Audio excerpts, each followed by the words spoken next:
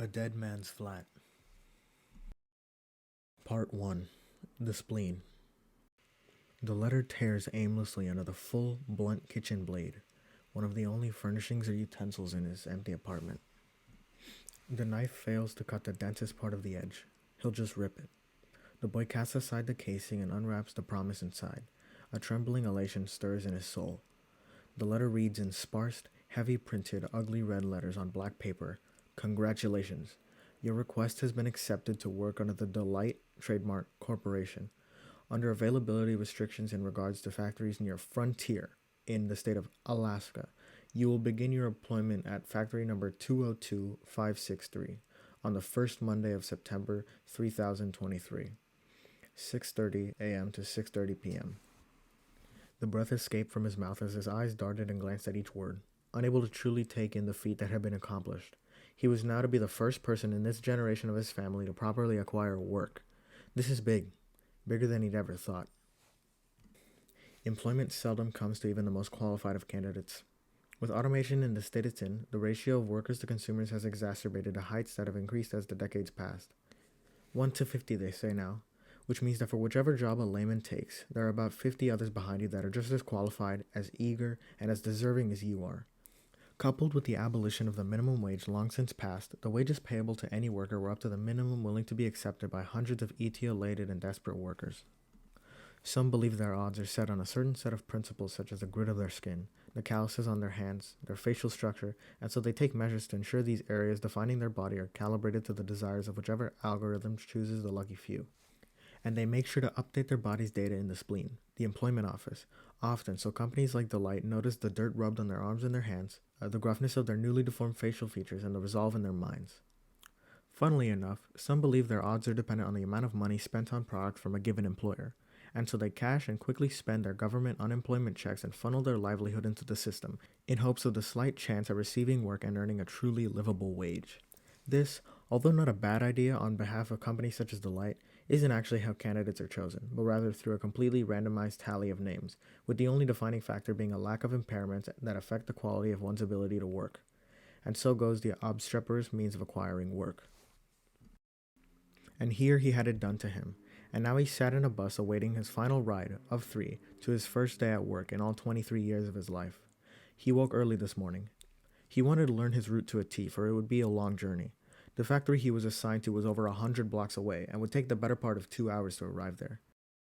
He had wishes, sure, to live closer to the factory like some even luckier few do, but he feared that in asking for too much he would never be happy.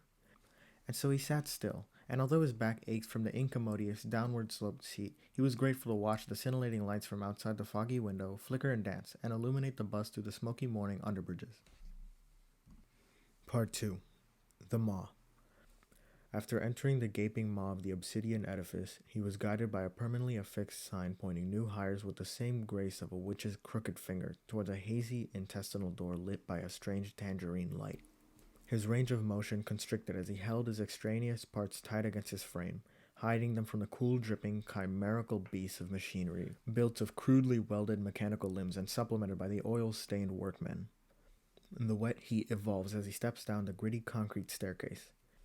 He's reached the roiling gut of the factory, filled by the steam of gargantuan valves. The witch's claw directs him to a wall of uniforms where a tired man lays his head and catches a breath before returning to the thickened steam in the center of the room. He approaches, he gets dressed, he begins. A week into his position and the massive derricks continue pressing their immense pistons into deep negative holes, and their friction and pressure and weight maintain the room at an uncomfortable 109 degrees. Water wraps around the massive steel pistons in a smooth laminar flow, only broken by the near instant evaporation of their contact. Mass amounts of steam are released in this process, with some of it set free from the belly of the factory through the chimneys to the sky, and some up through the stairs he entered in on his first day where they coagulate into rounded, cooled spires that metamorphosize the maw into a damp patchwork cave. The unregulated heat from the derricks lead the smells of the factory through an omnidirectional express lane to each and every worker. Yet unbeknownst to them, with each breath they take, they inhale a noxious toxin that, although weak, when consumed in quantities of hours of laborious respiration, can cause loss in eyesight.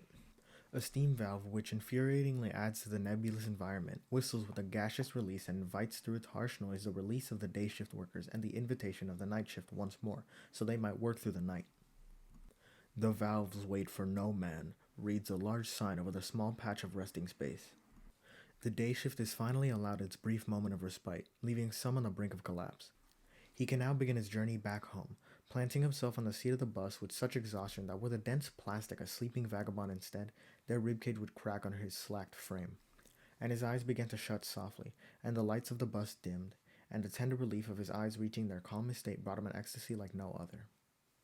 His mind went blank. Cozy. Money.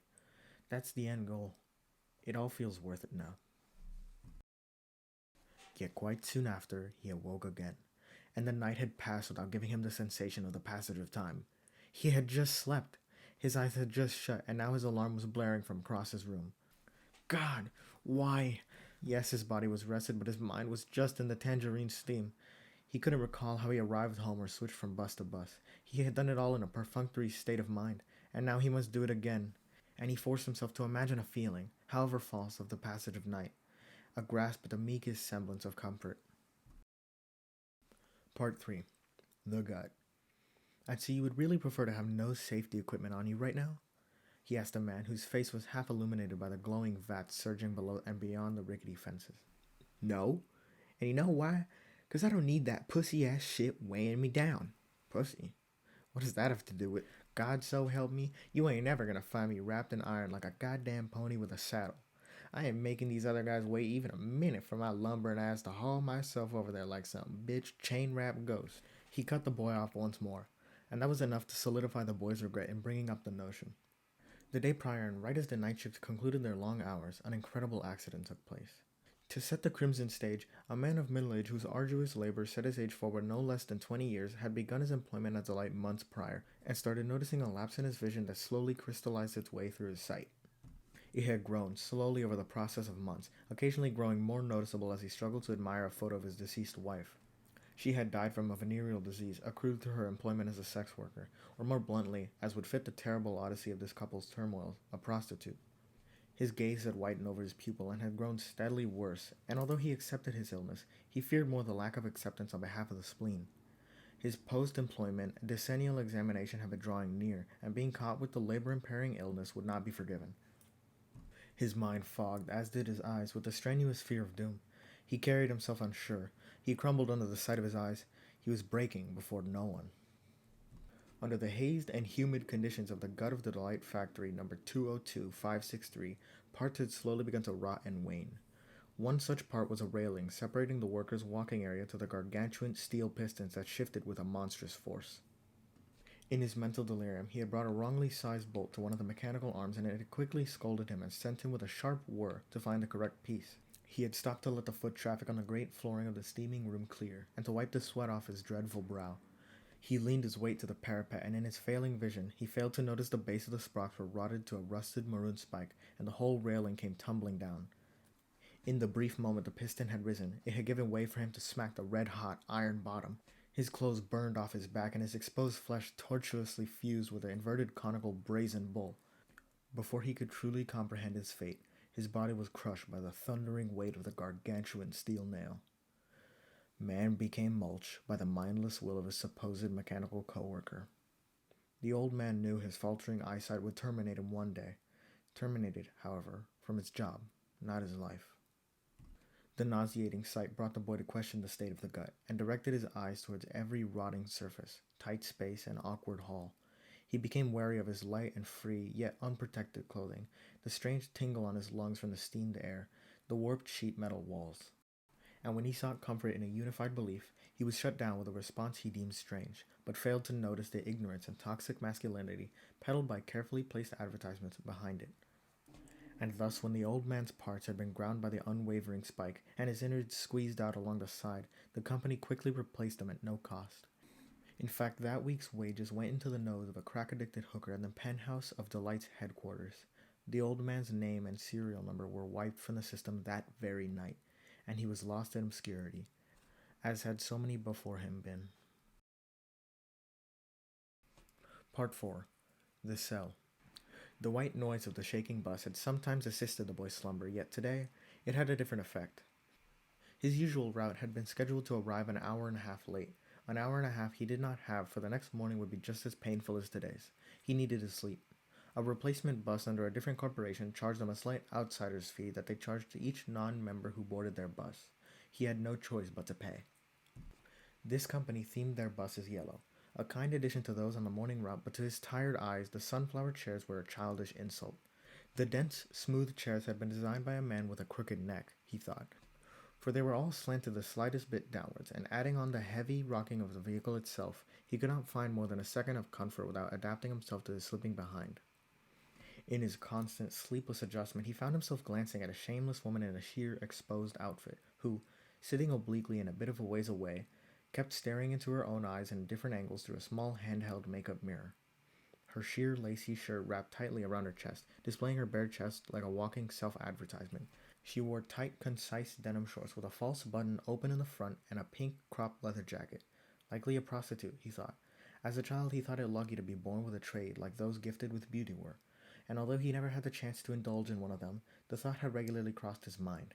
He found her looks easily admirable, and sat unable to look away, unable to stand as well. His mind raced with the possibilities of enjoying her at his very own apartment. He thought himself so attractive to have his own place as he did, and for a moment he contemplated his first words to the complete stranger. Tightly gripping the stability bars in this ridiculous seat in an attempt to signal in physical prose an air of confidence and stability, his blood found itself rushing elsewhere. He wondered where she had been born, if her job paid her well enough to live. He wondered if she lived a life full of fulfillment and tantalizing pleasures he could only dream of. Had she ever gone to see the unfettered sun, on a vista point high enough that not even a rooftop could be seen? Does she dream of exploring the unexplored? And if so, would she consider going with me? He feared glancing downward and drawing any attention to his excitement, so he buried his emotion deep within his faux casually placed wrist along his inner thigh. He coaxed the vixen from his mind with the thought of today and tomorrow's labor, and comforted himself with the thoughts of his non-yellow, pitch-dark room. And before long the thought of the prostitute had left his mind, and the bus pulled into the station where he might drag himself onto the next part of his tedious journey home. The doors opened and his ears filled with a melodious jingle. He closed his eyes and opened them up upon the realization that the footsteps of those in front of him hadn't yet receded. He glanced up at the burly man in front of him, his groin uncomfortably yet unavoidably close to him, and then to his face, which stared obliquely at the girl who sat distantly from them. Faces all around the bus converged to the woman's hollow, empty eyes. Some poked and prodded in confusion at the limp body, and their collective silence was shaken by the murmuring confusion.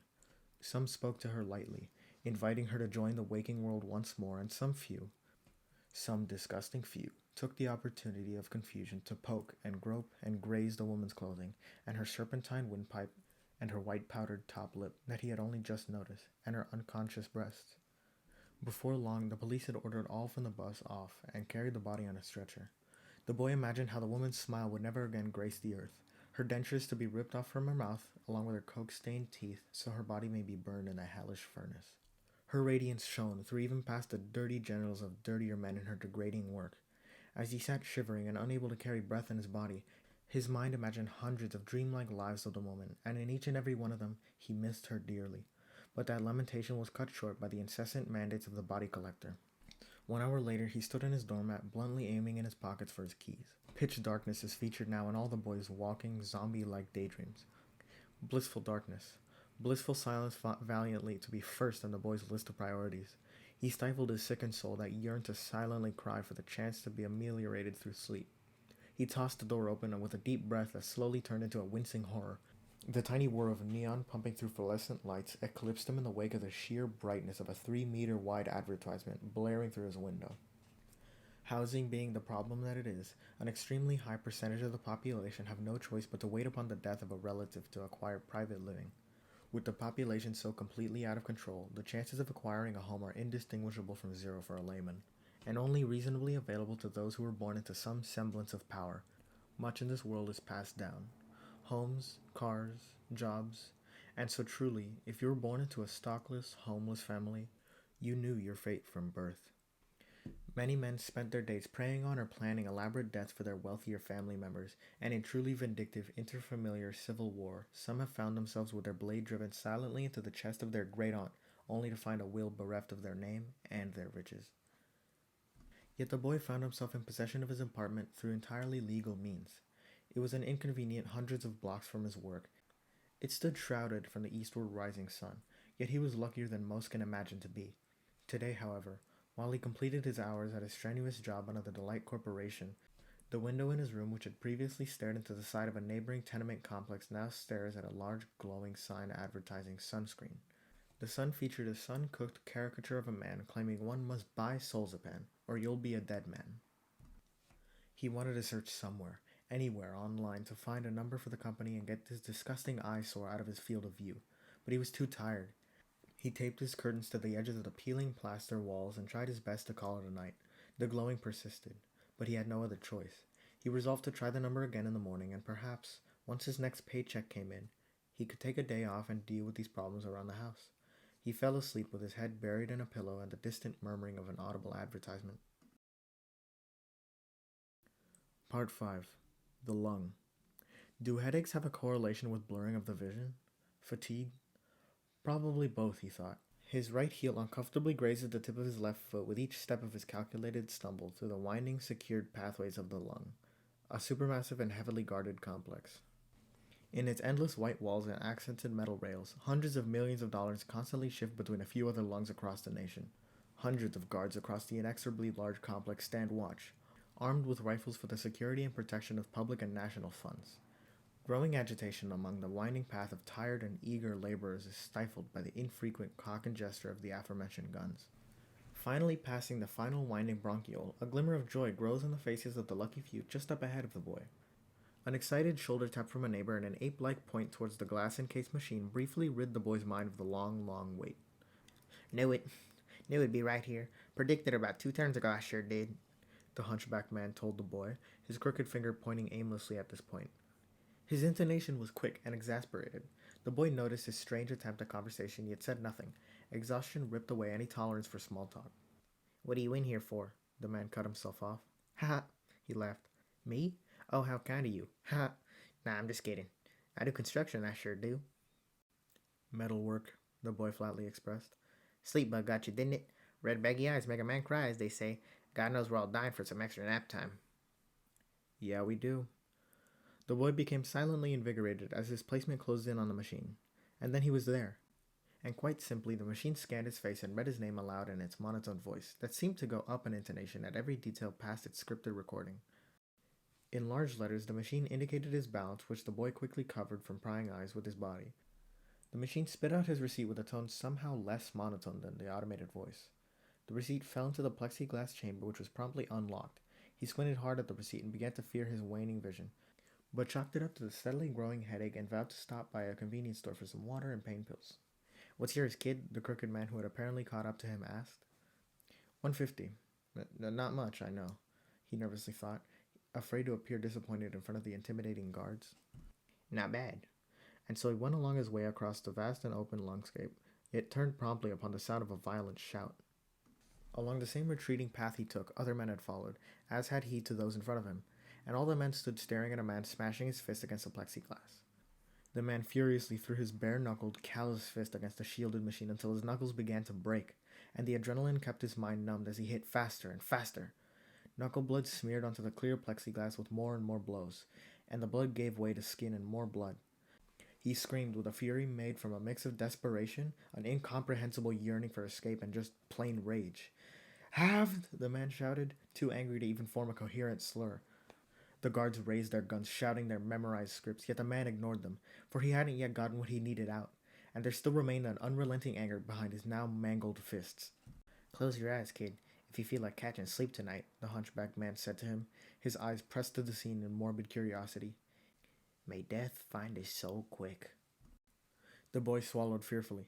In his mind, he screamed at the man to stop, yet the guards had already begun to switch off the safety from their machine guns. The many scared men backed up from the incoming barrage, yet some of their attention remained on maintaining their position in line. In a second that seemed to almost skip, 7 bullets had simultaneously fired from the guards' guns and struck their mark, and scattered brain matter across the clear glass. The echo of the bullets shook the boy 2 more times before he realized the man had already been exterminated. A collective shock stunned the room for a good few seconds before the guards cleared the floor of the man's body to continue the monetary transfers.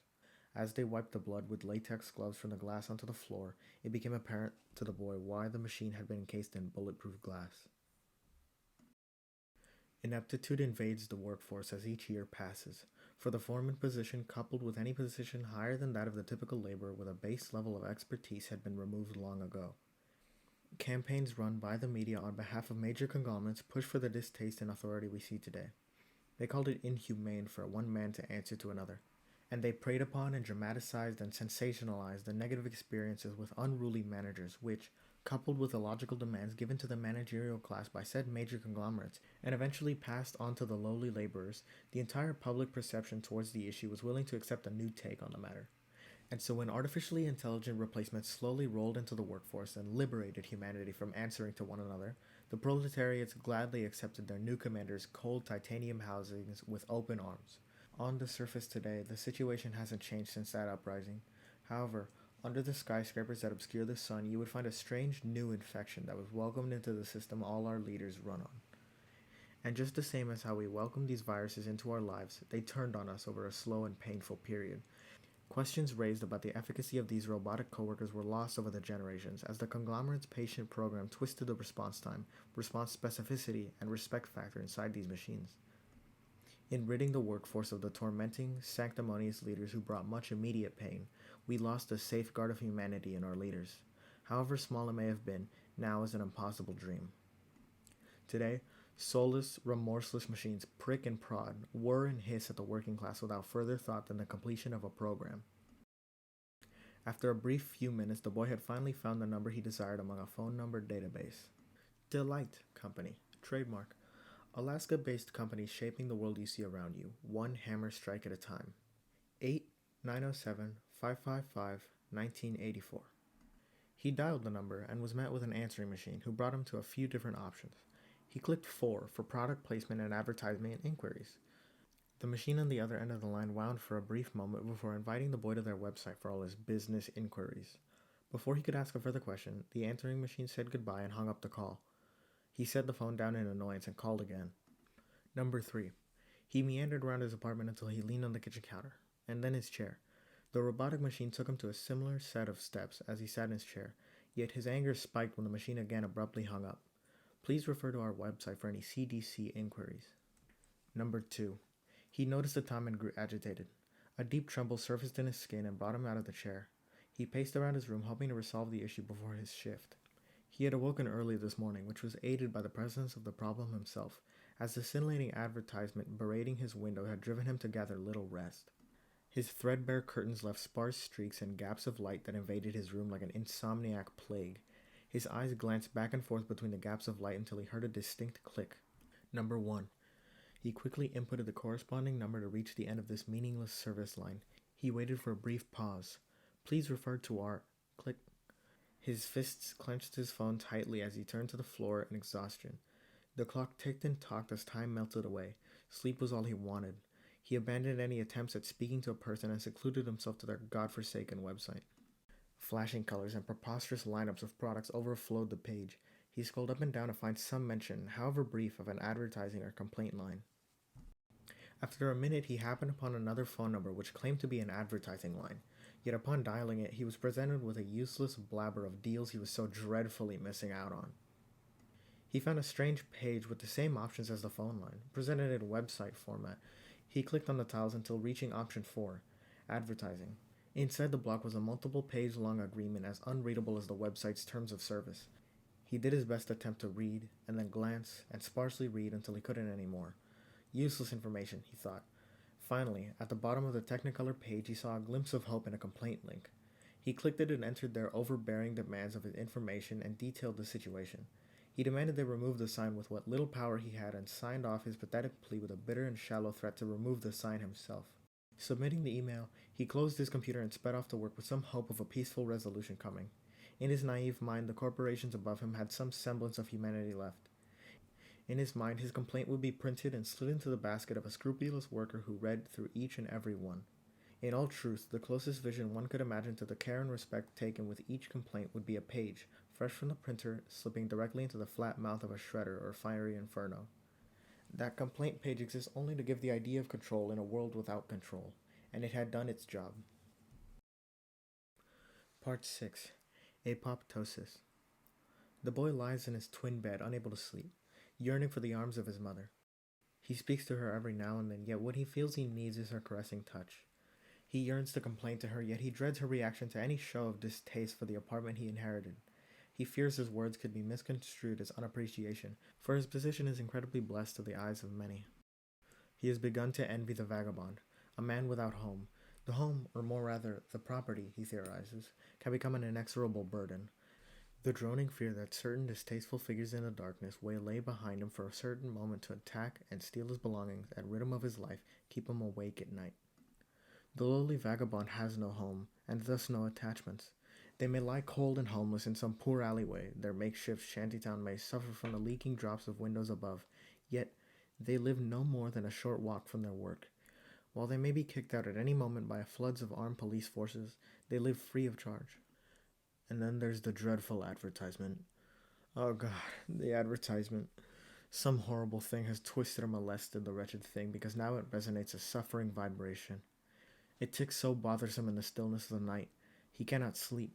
His mind has gone to wander, in his insomnia, to some conspiratorial places. The light is an instrument of unyielding torture. His home has been raped by its presence. He once slept so innocently after a long day of work, like a baby in a comfy carriage, yet now a disgusting fly dangles by a string to his mobile above his head. Its constant filthy hum fills the child's heart with disgust, and so do the tears well. Strange pits of black open along his roof and his periphery, like mouths, popping and opening and grinning with popcorn teeth. His waning vision laughs at him. Macular degeneration, it's called. But to him, it's simply an unspoken entity afflicting him. Thinking of the man from the lung, he wonders if the afterlife offers a better night's sleep than the land of the surviving. The whole world is a system to serve a purpose. But what use is a purpose if none reap a benefit? Worlds turn and pass and life remains of the same fickle quality. The value of human existence, he feels, has lost any meaning long ago. He wonders of a world with less people, less choices for the managerial class to pick from. He wonders of an unknown concept to him, one that enables a neighbor to lord over his fellow man and despite this, dine with him and his family. Once labeled respect, such an idea pervades the minds of the masses. Societal bodies rely on the faculties of man to heal its self-inflicted wounds. The maw, the sharp ravenous teeth gulping down millions of tons of concrete and steel. The gut, delight's beastly roiling vat of liquid steel. The lung, a looming fortress echoed with the muted sounds of desperation. The spleen. What could that mean? What part of our tormented bodies is that? His ignorance brought him no conclusion to that thought, just as it was meant to do. And just like that, his mind heard the ticking and buzzing, the oh so horrible buzzing. A machine whirs its gears inside its hollow, soulless contraption and spits out an orange, clear plastic container of pills. Ticking day by day, the lights, the drips, the clock, the darkness of the skyscraper-shaded city has ceased to be visible to his ailing eyes. As he walks down, guided by the patter of bare feet on concrete, he prays for some god to keep him safe from the starving and perverse homeless nearby. His hearing has grown sharper to remedy his failing sense. It listens wildly for the steam of the grates and the approaching body and the paths of buses. The dripping rain aids his meandering to a seemingly clear spot, and from what little vision he has left, he picks a nestled spot in the middle of a dark, hysterical alleyway. The lamp-lit exits pervade his new resting place as he lays his aching mind and body on the pavement. His home was a cell, never intended to be livable upon the introduction of those lights. He fiddles with his coat pocket and retrieves his medicine, but returns it to its sheath.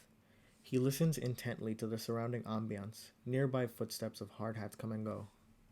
True vagabonds sleep aside from him. He is just far enough from the maw to not hear its grumble. The distant hiss of mist dissolves the ever-replaceable trademark paints of the walls, yet he remains warm in his blanket. The sun should nearly rise around this time, but in the inner city, light can't shine through, and so he may sleep. Dreams begin to come naturally, something that hasn't happened in some time. He dreams of twisting vines branching off a body, reaching for the heat of the warm sun with its arms splayed out and its hands extended flat. He dreams of bleeding trees. They bleed just like him. They want what he wants. And now he dreams of 7-layer birthday cakes. 7 beautiful layers, everyone around aiming for a slice. This dirty oval isn't so beautiful now, is it? It doesn't feel that way, really. But beauty is in the eye of the beholder, and the boy cannot see at the moment. He feels pleasant. He doesn't need the pills. The distant sound of drills isn't enough to keep him up. It's quiet enough. Leaky sinks and pesky rats. Is there anything worse than being kept up at night? His eyes dart open. Take control of your human functions. Take null and sleep the night away. It can't possibly be. He raises himself on his elbow to see the extremely faint glowing reflection of water at the end of the alley. The adjacent wall, a TV screen, advertising. He began to weep. Leaky sinks and pesky rats. It's impossible. He can't take it. No more. Not ever again. He's already bought it, yet they force him to use it. And so he unsheathes it from his coat pocket. A little charcoal pill amongst a pile of charcoal pills. He chooses the pile. One after one, so desperate he scoops the puddle water with the empty container to wash it down. Is there anything worse than being kept up at night? Empty thoughts on a full stomach. Take control of your human functions. His corpse keels over. Take null and sleep the night away. It's a losing game. Regardless.